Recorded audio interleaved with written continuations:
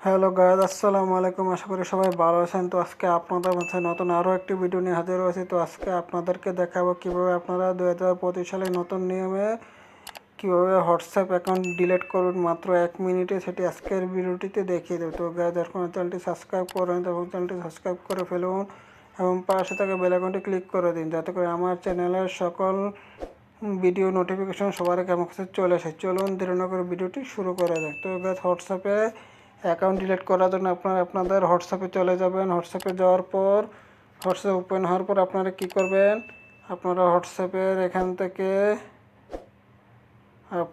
থেকে three dot নামে একটা অপশন আছে, থ্রি ডট অপশন আপনারা ক্লিক করে দেবেন। ক্লিক করে দেওয়ার পর এখান থেকে আপনারা কী করবেন, সেটিং নামে একটা অপশন আছে, এটাতে আপনারা ক্লিক করে দেবেন।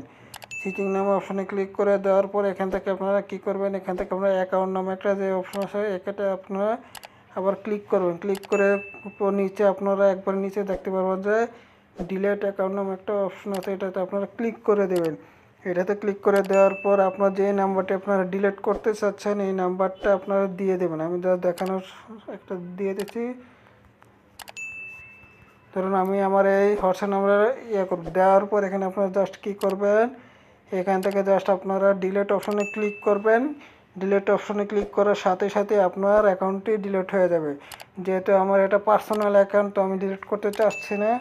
তো এভাবে খুব সহজে আপনারা অ্যাকাউন্ট ডিলিট করে নিতে পারবেন।